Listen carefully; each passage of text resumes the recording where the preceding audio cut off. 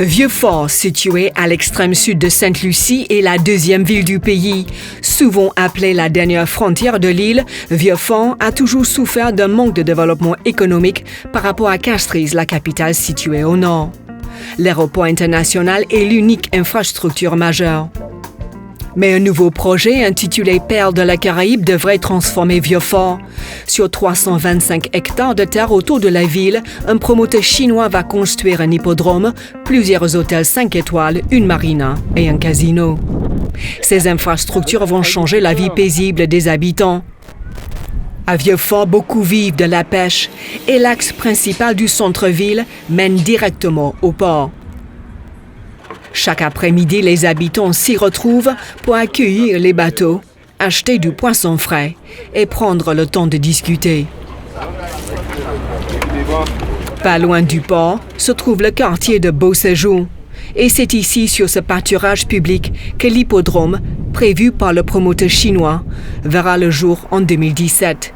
Ces terres auparavant utilisées pour la culture de canne à sucre appartiennent au gouvernement. Aujourd'hui, les vaches, moutons, cabris et chevaux des habitants de Vieux-Fort peuvent pâturer ici et les éleveurs du coin ne veulent pas que cela change.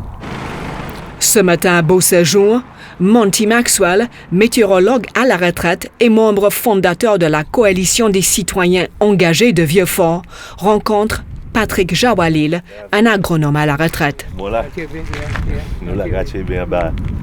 Il veut discuter de l'immensité de l'hippodrome qui sera bâti ici. Tous les animaux ici et dans un périmètre sanitaire autour de l'hippodrome devront partir. Les deux hommes craignent pour l'avenir des éleveurs de Vieux-Fort. Moi et tous les autres camarades, nous sortons Concerned Citizens Coalition for Change. Parce que nous attendons toutes sortes de choses, nous agrément, nous lisons agrément, et que ça nous dit que nous pas contents.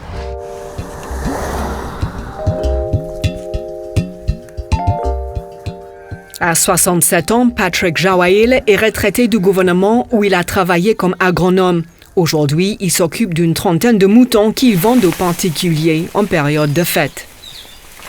Ils craignent que le projet d'hippodrome affecte sa vie et celle des centaines d'autres éleveurs, car sa maison et ses bêtes se trouvent à proximité du projet.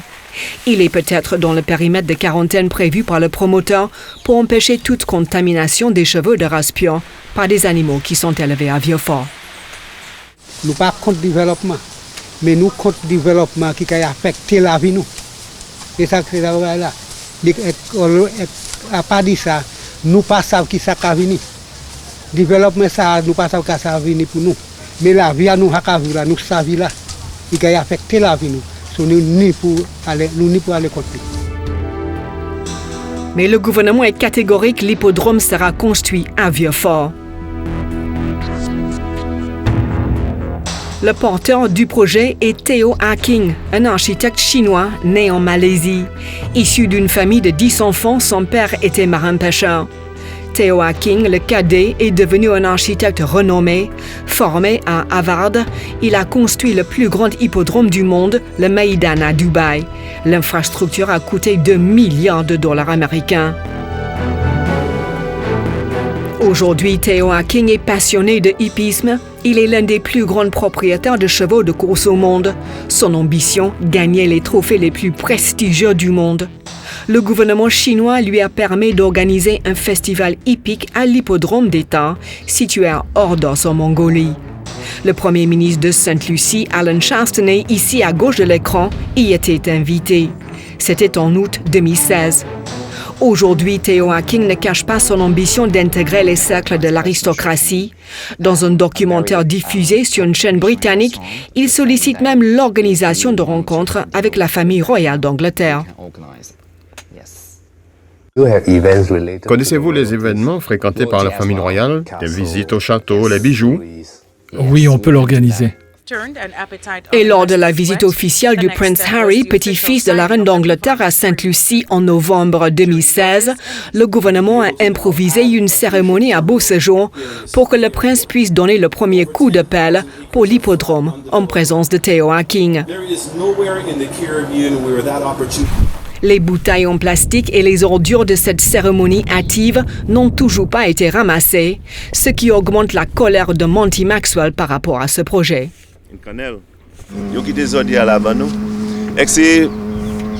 C'est ça qui a fait.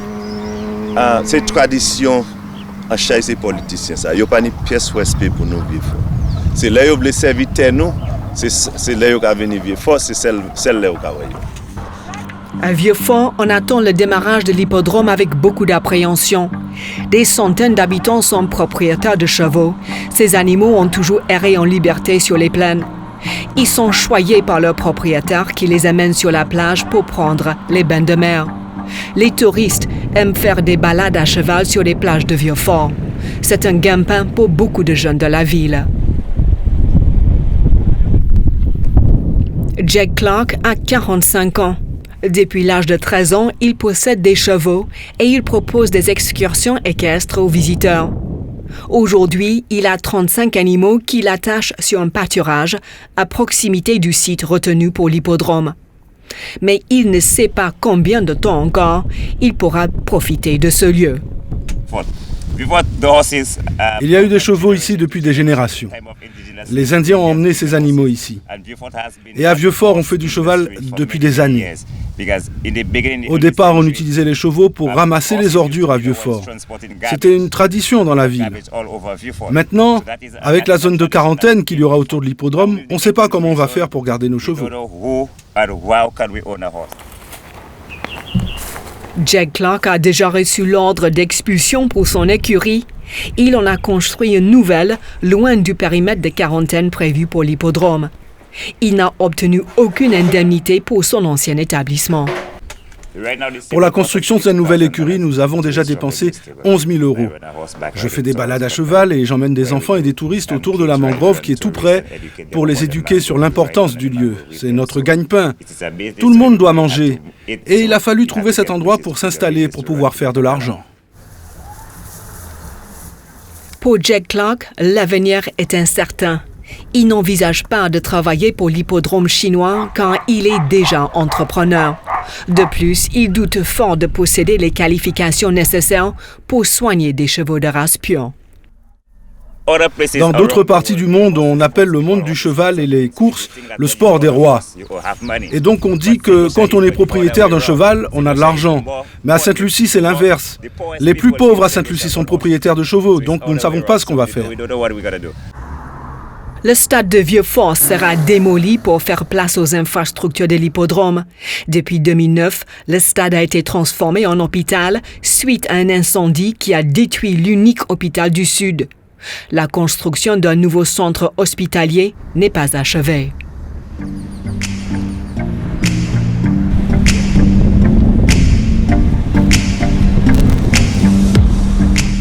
La plage de Pointe-Sable est également concernée par la deuxième phase du développement du promoteur chinois. Cette vaste étendue de sable doré, la plus longue plage de ce type sur l'île, est le lieu de détente de générations d'habitants de Vieux-Fort. Âgé aujourd'hui de 62 ans, Monty Maxwell a toujours été attaché à cette plage. Après le passage d'une tempête, il a replanté lui-même des cocotiers tout au long de la route. Le gouvernement a annoncé que plusieurs hôtels 5 étoiles seront construits ici. Un projet inacceptable pour les habitants qui se voient déjà privés d'accès à ce lieu exceptionnel. Nous avons mis un hôtel tout ici. Bon, je ne pas parler hôtel ici. Tout côté c'est ici l'hôtel. Ça nous a fait l'hôtel ici.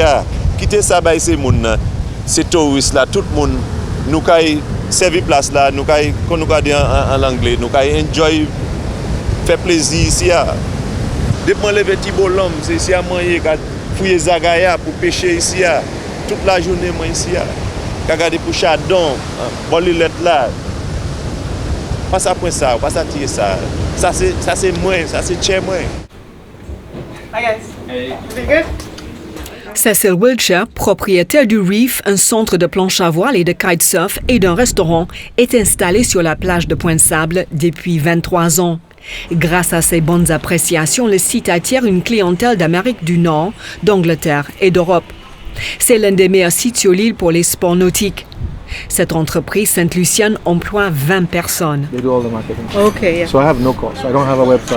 Cecil Wiltshire l'a construite sur un emplacement qu'elle loue au gouvernement. Mais The Reef occupe une partie du terrain qui sera vendu aux promoteurs chinois pour la construction d'un hôtel 5 étoiles. Le gouvernement ne lui a encore rien annoncé, mais elle craint le pire. Être expulsée de ce lieu dans lequel elle s'est investie depuis plusieurs années. Nous avons vu des plans qui montrent des condominiums, des villas, des hôtels tout au long de la plage. Il me semble que c'est ce qui est prévu à cet endroit. Mais l'information est contradictoire. On donne des assurances au public qui sont contradictoires avec ce qu'on a vu sur le papier. Donc, c'est vraiment une période d'inquiétude. Le Premier ministre nous a dit de ne pas nous inquiéter, car les bâtiments seront construits de l'autre côté de la route.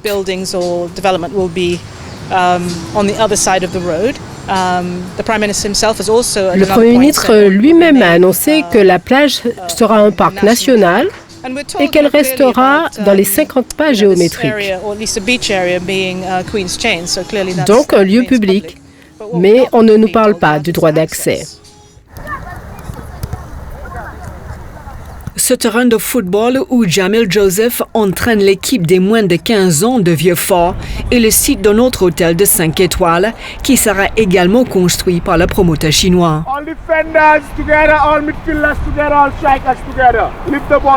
Aucun lieu n'a encore été identifié pour que Jamil Joseph puisse continuer les entraînements de ses adolescents qu'il encadre gratuitement depuis des années. C'est le sport plutôt que l'oisiveté.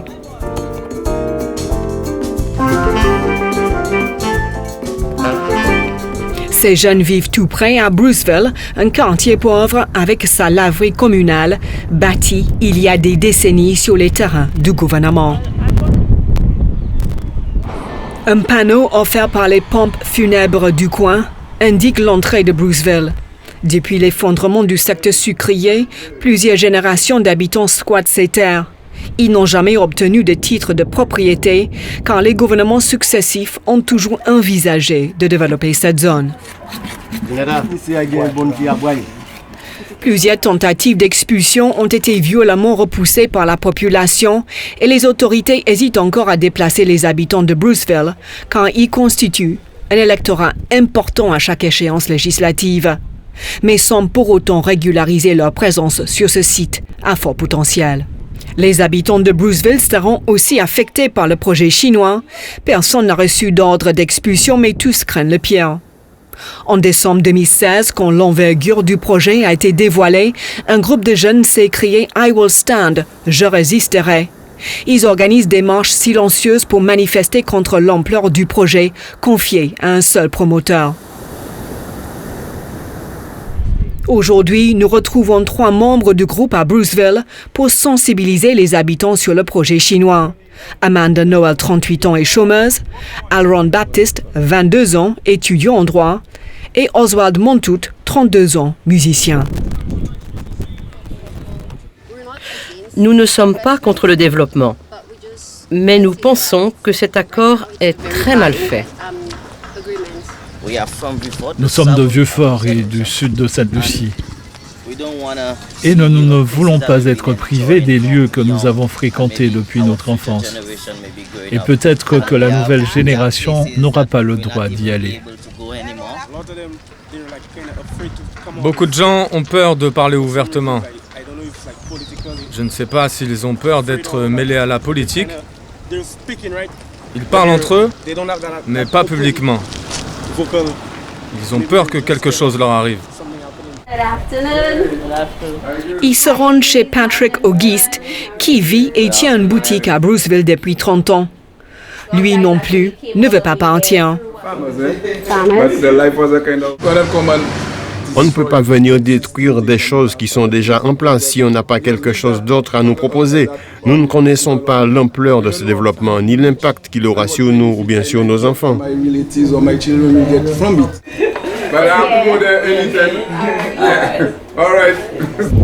Plus loin, la boutique de Randolph Class est aussi menacée. Et il ne sait pas pendant combien de temps encore il va pouvoir vivre ici avec sa famille. En dehors de ces jeunes, personne mandatée par le gouvernement n'est venu lui parler du projet chinois.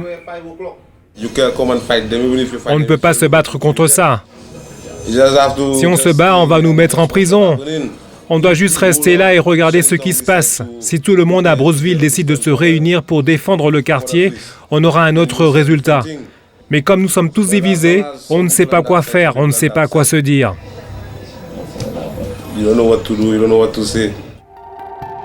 C'est à travers des fuites sur Internet que les Saint-Luciens ont appris l'ampleur de ces infrastructures de développement. Les accords cadres signés par le gouvernement de Sainte-Lucie et le promoteur ont été publiés en ligne et décortiqués par des avocats locaux. Sous forme de questions-réponses, le public apprend que l'emplacement de l'hippodrome sera loué au promoteur pendant 99 ans pour 50 centimes l'hectare. Les terrains pour les hôtels seront vendus entre 30 et 45 000 euros l'hectare. Les investisseurs étrangers qui financent ce projet pourront obtenir des passeports Saint-Luciens et des travailleurs chinois pourront être embauchés sur les chantiers. En cas d'échec, le gouvernement devra racheter le projet du promoteur dans un délai de 90 jours. Des conditions qui font grimper le niveau d'inquiétude à Vieux-Fort. À travers des séances d'information, le gouvernement essaie de rassurer la population. Ce soir, la jeunesse de Vieux-Fort est convoquée pour en apprendre plus sur le projet Perles de la Caraïbe.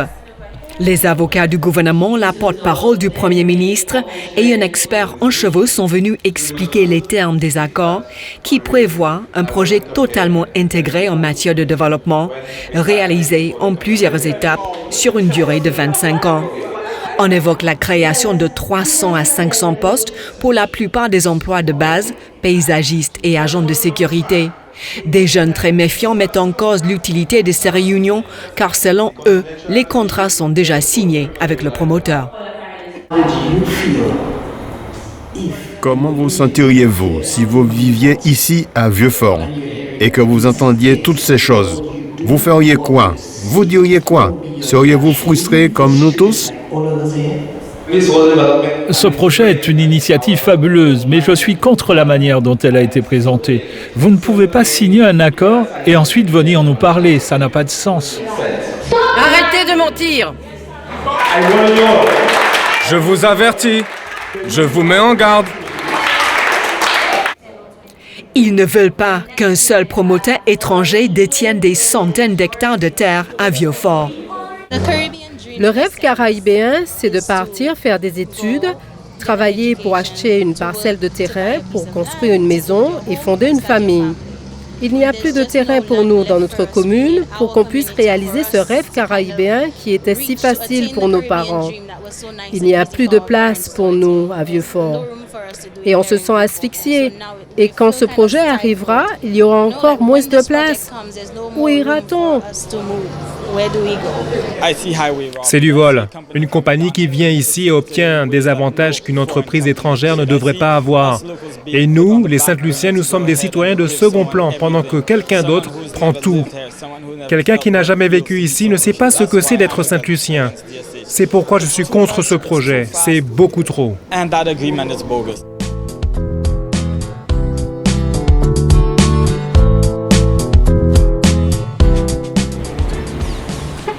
À Castries, la capitale de Sainte-Lucie, Alan Chastanet, âgé de 57 ans, est premier ministre de l'île depuis juin 2016. 9 mois après son élection, Alan Chastanet bénéficie toujours d'une bonne cote de popularité auprès des Saint-Luciens. Et il n'hésite pas à se promener vers le marché de Castries pour rencontrer les habitants. Il justifie son choix de développement pour Vieux-Fort et celui du promoteur, et il a hâte que le projet de Vieux-Fort démarre. Ce projet va offrir des opportunités jamais vues ici. Des jeunes hommes qui veulent intégrer le milieu du hippisme auront un accès au plan international. Ils pourront devenir jockeys ici et exercer dans d'autres pays du monde. On aura aussi besoin de vétérinaires et de personnel pour le centre médiatique depuis lequel les courses seront diffusées. Et ça, c'est juste autour de l'hippodrome. Et je suis très satisfait des résultats de l'enquête que nous avons menée sur M. Theo Hacking. Il est la personne qu'il a déclaré être, il est crédible, comme il l'a dit, et il est connu pour mener à terme ses projets. Alan Chastenay veut rassurer les habitants de Vieux-Fort sur le sort de la plage de Pointe-Sable. Aucun usager ne sera privé de la plage qu'il va transformer en parc national. Les habitants de Bruceville n'ont pas à s'inquiéter non plus. Ils ne seront pas expulsés.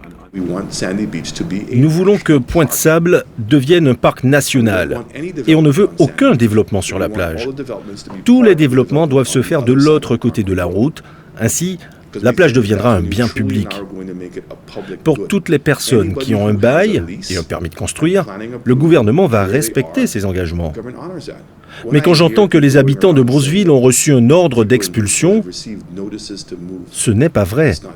Si Bruceville fait partie du projet, nous allons construire des infrastructures ailleurs pour tout le monde et on va négocier. Une partie du projet sera financée par la vente des passeports saint-luciens aux investisseurs. C'est un sujet sensible car c'est le promoteur chinois qui devra désigner les investisseurs qui souhaitent obtenir un passeport de Sainte-Lucie. Lorsque l'on accorde un projet la désignation de citoyenneté par investissement, ça veut dire que les investisseurs auront le droit de déposer une demande pour obtenir un passeport saint-lucien. C'est très clair. Certaines personnes croient que nous avons signé un accord global et que 1000 personnes vont obtenir des passeports. Ce n'est pas le cas. Vous avez seulement le privilège et l'opportunité de formuler une demande. En mars 2017, au cours d'une cérémonie officielle qui a eu lieu dans un hôtel de luxe à Groseillers, très loin de Vieux-Fort, l'architecte chinois a présenté les dessins du projet final au gouvernement. Toutes les assurances données par le premier ministre Alan Chastenay ont volé en éclats. La plage de Pointe-Sable est couverte de bâtiments de plusieurs étages. Le parc national de Maria Islands, établi en 1982 sur les îlets face à la plage, qui héberge des espèces d'animaux endémiques à cet endroit, seront désormais connectés à l'île principale. Des bâtiments y seront construits. Ernest Heller est député de l'opposition. Avant que son parti soit éjecté du pouvoir en juin 2016, Ernest Heller faisait partie de l'équipe qui a ouvert les négociations avec le même promoteur chinois, le porteur du projet pour Vieux-Fort. Des discussions qui ont avancé très lentement à l'époque, car le promoteur est connu pour son intransigeance. Nous sommes choqués de lire dans l'accord signé et rendu public un paragraphe qui autorise le promoteur à embaucher n'importe qui, sous-traitant ou expert de partout dans le monde, dans une absolue discrétion. C'est un sujet sensible à Sainte-Lucie parce qu'il y a un ressenti par rapport au projet chinois que les ouvriers chinois sont importés en grand nombre et que les ouvriers sur place n'ont pas assez d'opportunités. Ernest Heller a également travaillé sur la mise en place du programme de citoyenneté par investissement, autrement dit la vente de passeports aux étrangers en échange d'une contribution financière. Un programme modifié par le gouvernement d'Alan Chastenay. Dans l'accord, le gouvernement garantit aux développeurs que tout demandeur de passeport obtiendra son certificat de citoyenneté dans un délai de 35 jours. Selon nos protocoles, pour ce programme de citoyenneté par l'investissement, il aurait fallu attendre 3 mois, 90 jours pour mener à terme l'enquête pour une demande de citoyenneté. Un délai réduit de plus de moitié, pour nous, c'est compromettant pour l'intégrité du programme. À cause de cet engagement contractuel, ceci va créer un environnement où les gens se sentiront obligés d'approuver les demandes du développeur. Beaucoup de Saint-Luciens se méfient des promoteurs étrangers car plusieurs projets annoncés n'ont jamais abouti. Depuis 2016, le paradis construit sur 300 hectares est à l'abandon. Marlin Key à Rodney Bay a fermé en 2008. Et juste à côté se trouve l'avant-mer, aujourd'hui en vente judiciaire. Et voici les Keynes, un projet de condominium inachevé. tombé en ruine. À Vieux-Fort, ce site où les surfeurs s'amusent dans les vagues au coucher du soleil sera transformé en marina et en port de croisière. Perle de la Caraïbe, ce projet chinois qui est censé changer la fortune de Vieux-Fort va nécessairement affecter une population familière de ces grands espaces naturels. C'est sans doute le prix du développement.